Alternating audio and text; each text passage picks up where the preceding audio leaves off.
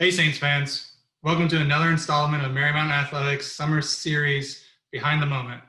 Every Thursday over the summer, we've been diving back into some of the greatest moments in each program's history. Today, we welcome back members of the 2016 baseball season, a team that was just in its third season in program history, but shot onto the national scene with 6 top 25 victories and claiming the second seed in the Capital Athletic Conference tournament. Joining us today to talk about that season is Head Coach Frank Leoni and former players Collin Bazemore and Connor Hall. Thanks for joining us, guys. Thanks, on. So we're going to go through a bunch of questions. And the first question is for Coach Leoni. The 2016 season was the third in program history, and in your first season, the inaugural team went 8-26.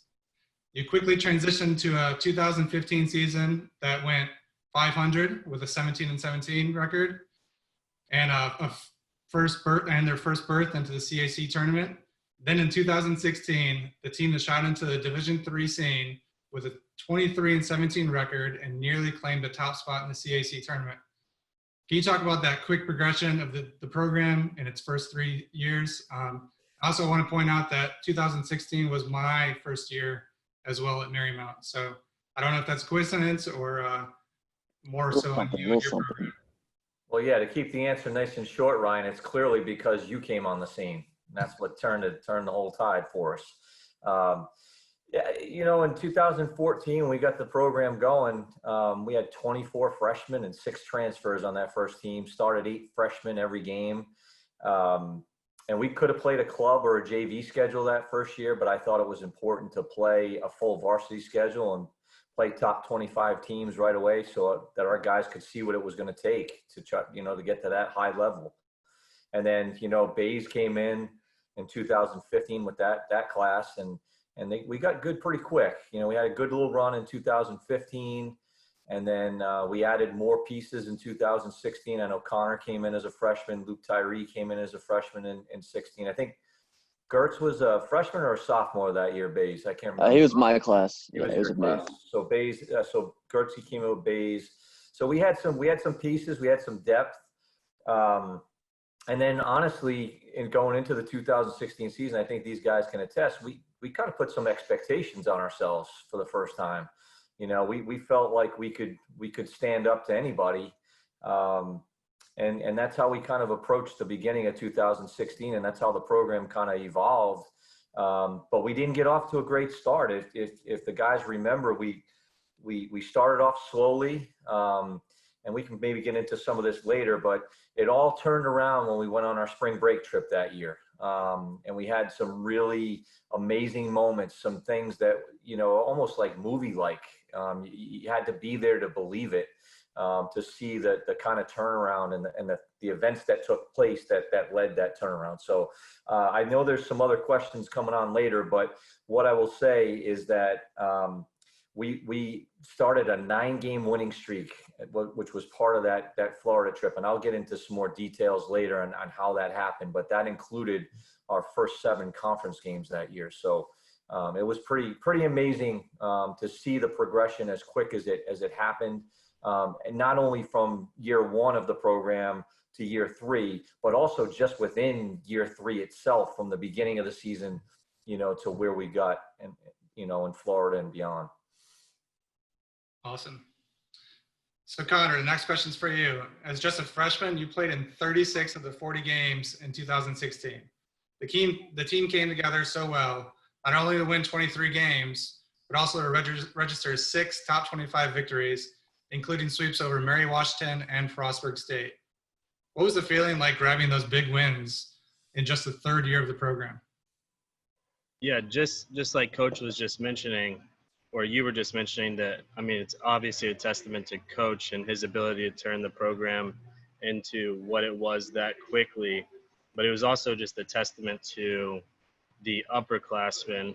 That was the first year that we had juniors, I believe. They were freshmen when it started, and then they were juniors. I believe that just them leading us, it almost felt like we were trying to do it for them a little bit. Just hearing, the seasons that they had had before I had gone there, because that was my freshman year. So trying to help them succeed was a big thing, especially for myself, and I think players in my class, and I'm sure Baze could answer, but I think in his class too. Yeah, I think that when we were really struggling with the beginning of the year, coach would always, I mean, we're all frustrated and stuff. So we're all like, we need to figure it out. I mean, every team has a slogan, you know, and I mean, coach came up with the slogan FIO, which is FIO, which was figure it out. I mean, he kept on saying, we're like, we need to maybe use that as something as to fuel the fire, because we were lost at all ends and stuff. We were expected to do very well at the beginning, did not happen. So once we hit Florida, we're like, all right, we're in good weather. Let's enjoy our time together and stuff. And we came together as a team. I'd say we roomed with people that we didn't really get to room as much as on the road and everything. So I think that was more of like a good team bonding experience. And then it was full steam ahead after that and stuff. It was, and like what Connor was saying, playing it for like the other guys was my big mentality, and wanted to spread that around with everybody else. And I think that we did a good job that year of spreading the mentality of doing it for someone else besides yourself, being that selfless act and stuff, and pushing it for another person besides yourself. Yeah, definitely. And what I would add to that real quick, Ryan, you want to add something first? I just want to say that you're known for your acronyms and slogans. Yeah, some good, some not so good, I guess. But so yeah, you know, I appreciate what the guys are saying and trying to reflect some of the credit back to me. But FIO took on the ultimate with this team, because like we said, we were struggling. You guys will remember the game before we left for the Florida trip. We played McDaniel College at Nats Youth Academy, and it was one of the worst games in the program's history. It was freezing cold that day, and we played as cold as the weather was that day. It was terrible. And I remember our post-game conversation in the outfield was not a pleasant experience for any of us. And then we got down to Florida, and we lost the first three of our four games, the first 3 out of 4 down in Florida. And then we had a day off, and then the night of the day off, we brought the team together, the guys that we asked guys who wanted to be, you know, sort of a leadership council.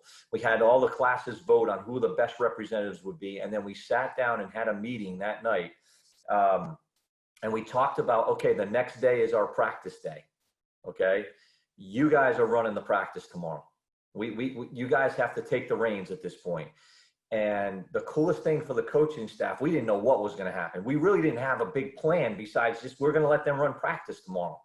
And we heard the guys, we were in the condos, and we heard the guys up all night long. We could hear them chattering, but we could hear them talking about baseball and how they were going to run practice the next day. And so the next day got there, and really quickly, I didn't even go to the practice. I went somewhere else, and I left the assistant coaches there, and I said, don't even go on the field. You guys just sit and watch them. And then I came over towards the tail end of the practice. If you guys remember, you were running like 2 different circuits at the same time. You had rundowns going on, and you had, I can't remember what the other thing you had going on at the same time.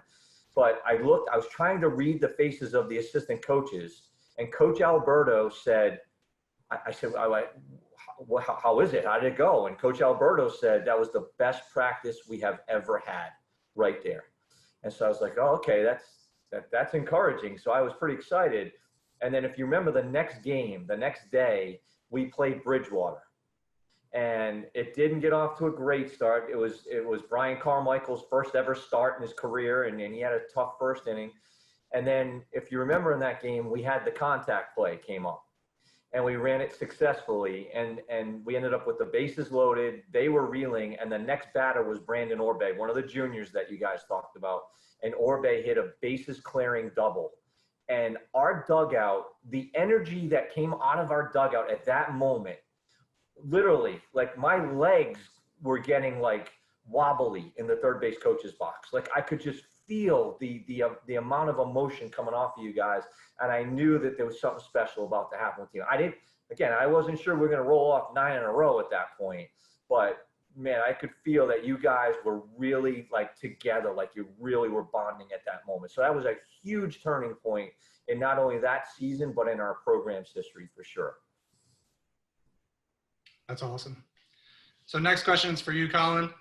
2016, you were just a sophomore, but you're a key piece to a strong pitching staff that had the lowest ERA in the CAC with a 4.08. You and Dylan Gertz earned all-conference honors. John LaMotta was ranked third in the nation in appearances. And you had the Bobcat Slayer, Chuck DeJulian. And the staff gave up the least hits in the league with 160. Can you just talk a little bit about that season and the pitching staff from that perspective? Yeah, I think it was Chris Alberta's first year as well, and he really acclimated with the team very, very well. And me and him got on a really good connection and bond and stuff. So I sat down with him, and we sort of just talked about goals and everything, just what we expected for the future. And then we came back as the pitching staff and sort of discussed what would be the best way to attack, pitching goals as a staff. And ERA was one of our top goals. I think it was like a 3.75 or something like that. We didn't reach the goal, but it held us accountable for what we wanted to expect. And giving the lowest ERA in the conference that year was probably one of the highest notes in our goals satisfactory level, I'd say. But everybody on the pitching staff had a role, I would say, and they accepted it, they absorbed the role. Like same with John LaMotta, he came in almost every game to relieve, and he was itching to get into, and everybody else was too, but he was that guy to sort of lean on to. And it was sort of Dylan and I were sort of the weekend guys, and we really struggled our freshman year to get into games and everything. So like we talked about this a lot. Our personal goals were just sort of get into the 6th, 7th inning and let our bullpen help us in the back end and stuff. And just adding as an example, we got swept by CNU that year. And then we had some players that were sort of struggling on the mound and trying to find themselves. And one key example was Sean O'Connell coming in that playoff game and shoving it against CNU. And that was awesome. That gave me the most chills that season, because he was really hard on himself that whole year, and then comes back like that and really proved himself and proved everybody else that he can be the man. So that was a really big – so everybody was bought in. And that was sort of like a big thing, that everybody had their back. Everybody would pick them up. And so, a lot of the upperclassmen, Scott Robeson, really didn't get in much, but he was more of a situation guy. He absorbed that as well. Same with Jake Nyatt. So they understood their place, not saying like it's a bad thing, but they sort of knew like, all right, this could be my situation. I'm ready to roll. So that was something that we really digested as a group, and saying not it's just individual. We're a staff, and that was the biggest word. Like we were a staff. We were each other boys and stuff, and we had each other's back. Like we were in a pickle. I had the most and full confidence in my boys to get my back in my like sticky situation. So, and I was right there every single of the way, and was cheering them on when I was in the dugout and everything. So it was a very special bond that we had that year and stuff. And when I saw the seniors leave, that I think it was the 2 years after that, I was hurt. I was hurt that year. So it was a special bond we had that year for sure. Yeah, definitely. And thank you for mentioning the CNU game, because that segues right into my next question for Coach. So during 2016, the team battled about a 12-6 regular season record in the CAC to earn the 2nd seed in the tournament. In the first round, you had to play number 20 CNU. That's the same team that did sweep you, as Collin mentioned, swept you during the regular season. However, the matchup in the playoffs produced a much different result, as Marymount put away a convincing 11-3 win for the program's first victory in conference play. What was the feeling like during that game for you, Coach? Yeah, and so Ryan, if you'll indulge me just for a second, I just want to back up just a little bit before we get into that playoff game. So just a few of the cool things that happened along the way. So we come back from Florida, we go to Mary Washington to open up the regular season for CAC, which was the back end of spring break. And we're riding high, and UMW was like ranked 12th in the country, and they thought they were going to blow our doors off. And we walked in there, puffed our chest out, won a real tight game in the first one, I believe it was Steven Bursek had a huge 2-out, 2 RBI single late in that game that propelled us to the win in game 1. And then we blew them out in the second game. Then later, Ryan, this is one you'll remember, and this was my first memory of you chiming in on our team. We played Frostburg State the first time, and we had a back and forth kind of close game. We ended up beating them 4-3 on a home run late. And you came over to me in the dugout. I don't know if you remember, you said this to me. You said, that was top quality baseball right there. Like, that's the way the game's supposed to be played. And whenever anyone has ever said something like that to me, it's always caught my attention more. Like, that's the way the game's supposed to be played. And you can win a lot of games, but sometimes you don't always win them the way you're supposed to win, or they don't look good the way you win them. And when you said that to me, it was just awesome. Like, I really took that as the ultimate compliment to our guys. And then the other one I would say is when we two more before we get to the playoff game, when we beat Salisbury for the first time ever, and they didn't like it, and they were jawing with us the entire game. Their fans were yelling at us, their parents were yelling at us, their players were yelling at us, and we stood there and we were giving it right back to them while we were just handing it to them on the field. Now, they scored some runs late in that game that made the score closer, but we pretty much blew them out that game. Another cool game was one that you had kind of brought up earlier when we swept York in the second game of that doubleheader. We were down late, and in the bottom of the ninth, we had a runner on first, down a run.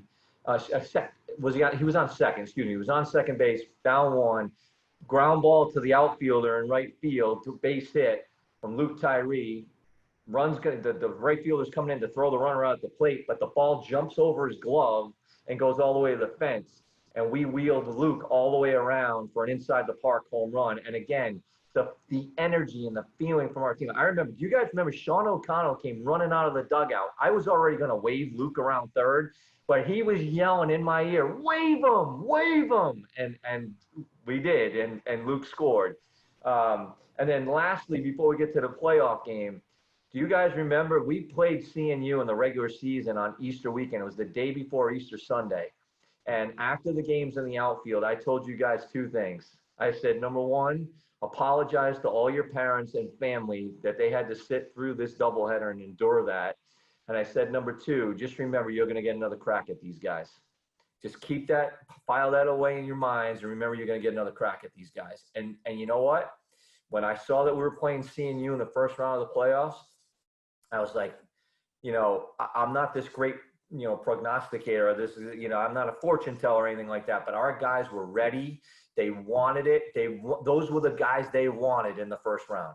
If there was any team they wanted more than CNU, maybe it was Salisbury, but they wanted Christopher Newport. And if you guys remember, CNU got off their bus. We played them at Bishop O'Connell, and we went inside them to do our team meditation. But before we got inside, they started their batting practice, and all their guys were laughing, joking around, trying to hit the ball, hit all the home runs and BP and everything, thinking the field was too small. And then Sean O'Connell came out there and basically dominated them with his 2-seam fastball. And then our offense just took off. Do you guys remember we had the scout team the day before in practice, because we knew that I'm forgetting his name, Mikey, their left-handed pitcher, was going to throw against us. So I think we had Spencer Davis was our scout team pitcher that day in batting practice, and he mimicked him. And we went out there. I think we knocked him out in the 3rd inning, if I'm not mistaken. And it was just awesome. And the way we responded, there was a play early in that game when Sean O'Connell got a comebacker, slipped, and still threw the ball to second base. And Steven Bursek made an unbelievable play, picking the throw and then completing the double play to first base. Sort of set the tone for the entire game. And then it was just, we just blew them away. It was awesome, and the way our guys reacted after that win was we expected to win that game. It wasn't like the energy was still there, but it wasn't like this big celebration. It was, we expected to hand those guys that loss, and we got a lot more work to do yet. And it was awesome. It really was. Yeah. So next question is going to be for the alumni here. So this team had a lot of great chemistry off the field as well as they did on the field. And we can recall the rain delay at Nats Youth Academy against Frostburg when both teams competed in some rain games. Can one of you guys talk about the all-around chemistry of this team and how it related to the fun you had in all the success that you had during the season? Connor, can you talk about it first? Yeah, I mean, I think that you've probably heard already how tight this group was. Collin had hinted at it a little bit earlier, talking about just the bullpen guys, but this team was super close. I feel like, we had our bumps along the road, of course, but just in terms of that was probably one of the tightest groups I feel that we had. Again, it was our first year of having upperclassmen as a program, and I think that finally having them kind of stepping up and actually being upperclassmen, actually having them in the program, I think that them stepping up and showing younger guys the way to do things and the way to go about things, and just to show us how to take ownership in the things that we do, and just following the way that they did that. We almost just saw them as older brothers, I feel like, especially the freshmen, my class coming in. That's what they felt like to us. And just like Collin said earlier, when they had graduated, like that hurt us for sure. Because we had always had them there, and we were just super close with all of them. So yeah, that team, I think, was probably the tightest knit group that I was a part of. Yeah, I mean, when we always had just small little gimmicks within the team and stuff. I shout out to my boys Sean O'Connell and John Lamanos, too sweet. But it was just like what really started sort of like when we had a rain delay. Well, I think it was in Virginia Wesleyan. We had this little ball that we used for pitching and stuff, and I don't know who came with the idea that someone wanted to have a baby, and we used that as a little baby as being delivered. So I literally put that underneath my shirt and just started screaming, and that sort of started the thing with the Frostburg State. I think it started out with throwing the ball back and forth, playing tic-tac-toe on a baseball, and then we whipped out our secret weapon of having the baby on the field, and then it was game on from there. So and then it was like small things just on the bus. I mean, Ryan could attest to this, playing tap sports baseball. I mean, that was another thing that kept us close and stuff, kept us competing, and it's just on a smaller level, as a joking level and stuff. Some were way more competitive than others, like Pat Berthollet. Ryan was really big. Roy was big into that too. But I would have to say that we were just so tight that year, and I really think that was a leadership role for a lot of the juniors that year. Like Lorenzo really, really took initiative that year to really take the alpha under their wing and really teach them the fundamentals, I would say, just to fielding a ball, hitting your cutoff, getting a bunt down, getting a push bunt, which he was a stud about that, and getting a stolen base, how to read the small things, read a dirt ball. I mean, it was just the small things that he really cherished. He spread to the freshman that year, I'd say. And I think just the pitchers, we were just a bunch of goofballs. We always kept it light and stuff. Even if some people were tense, they would strike out. I would come and give them a little crap about it and stuff, and they would hate it at the time, but then tell me on the bus that I appreciate you coming picking me up and stuff. But it was just a really tight group. I mean, I played with two guys from my high school on the team, Roy Coates and Carlos Gravix. I mean, we still talk to this day. We were chatting last night, actually, doing a fantasy baseball draft and stuff. So, I mean, we still keep in contact with all the guys on that team and everything. And it's like nothing's changed. I mean, they were literally every step of the way with us. We felt like we were a part of that freshman year, just how they were so down that next year. So we set my freshman year, we had a lot of pitching staff come in. So we felt like we needed to set a little tone and stuff, have a little bit of fun. And so, I mean, I think we had a good all around just team that my sophomore, Connor's freshman year, and we just really connected and bonded really well. And it was just easy. It was easy going. I mean, it was very struggling at first, like Coach said, but I mean, once we got it rolling and everything, it was just like, let's just do it. And we were literally one inning away going to the championship that year, and that was the big stinger against Salisbury. I mean, we had bases loaded and stuff and had that opportunity. It still hurts this day, but I mean, we were there. We were one step away, one swing away, one run away. I mean, we were there. We were at the pinnacle of our year that year, and it's how baseball works. It just didn't fall that way, you know. And I just really appreciate that whole season, which was very, very special to everyone, I think. So. Yeah, definitely. So we pretty much touched on a lot of this, but I want to give you guys each an opportunity for some final comments on any moments that might not have been seen on the box score. So things behind the scenes, in the dugout, on the bus, like Baze was talking about. And Coach, I'll let you take first crack at this.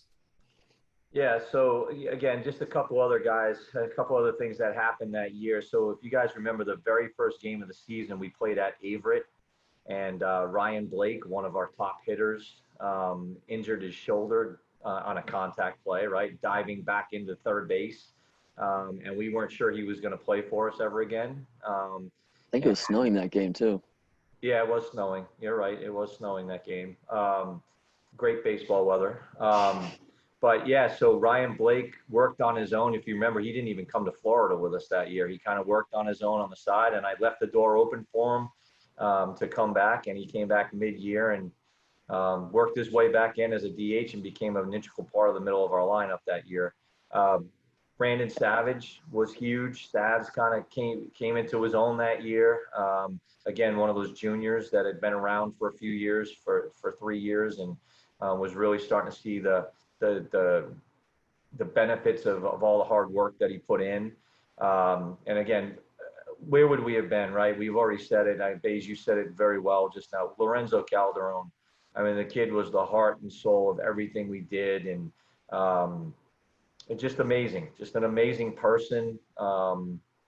Just an amazing human being. I don't even know how to say it. And I think his dad had taken ill. That was the first year, I believe, his dad had taken ill too. And his dad, and I think about all our parents and fans that were with us everywhere.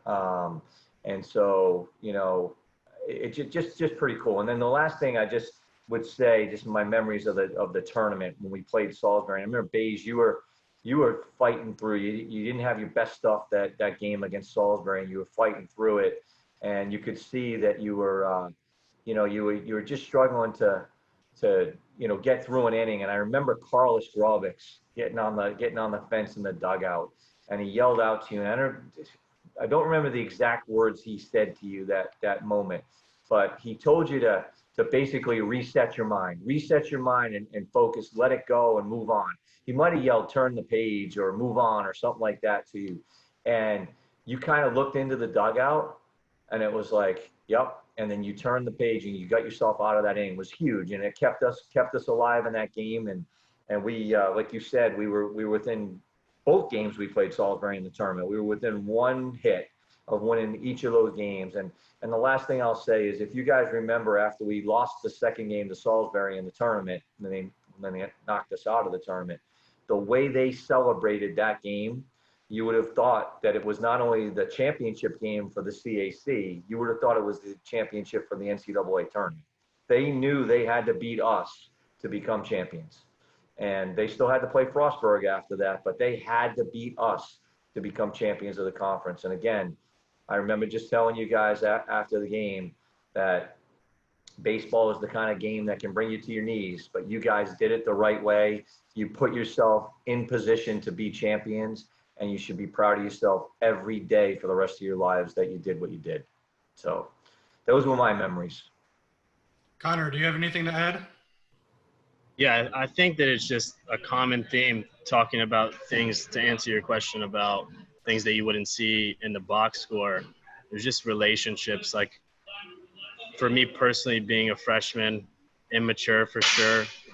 Just the amount of talks from not only the upperclassmen, but just other players in general, just teammates in general, Baze included, to just help me work through that. And I know that it could have gone, I'm sure that it went the other way around at some parts of the season too, where even freshmen were talking to seniors or juniors and helping them work through things. And I think that just the relationships that were built through that season are the biggest part of that year. And I think that it was a big part of the success of the year. Collin? Oh yeah, I'd have to agree. All the way around. I mean, we were always just engaged with just a lot of things. I mean, we were trying to get into the training room as much as possible. I mean, sometimes we would hang out there a little too much. Sometimes Ryan would try to kick us out and everything, but and then we would be nagging with Kyle Greganius all the time and stuff, and just trying to just be just tight with everybody around the school and stuff. And I just think that was sort of the thing. Baseball, we were always doing versus cancer, which was something that I really cherished, very close and personal to me. So, I mean, it was just the small things that we did, like what Connor said, was just to keep everybody's morale up and just stay positive and just be guys just hanging out, you know. That was pretty much just like what was going on. I mean, we loved the sport, but we enjoyed and loved being with everybody else. And that was just like the big thing. And we always pushed each other. And that was a really big thing that I really cherished, that we always pushed each other to do better and held each other accountable for what we could pursue. And I mean, that was an incredible season, and really wish we had it the last season for the seniors and for my year as well. But I mean, things happen, but it was definitely a very special season, and I can't thank Coach and all the guys for that year as well, for sure. And I'll add a little bit there too, and I think the leadership that occurred from the student athletes during that 2016 season has created a tradition as well that has carried on through this past spring, which has been awesome to see as they move forward. And I look forward to seeing it as they continue as well. Ryan, one last thing, just real quick, that team too, these guys kind of hit upon it a little bit, the coaching staff and the support staff. So again, Mike Cassidy, just a tremendous, Ryan Napolitano, having Coach Knapp and Coach Cass on staff was just awesome. Coach Alberto was his first year, did an amazing job. Having you as our athletic trainer, that just totally engrossed in baseball and what we were doing was just awesome.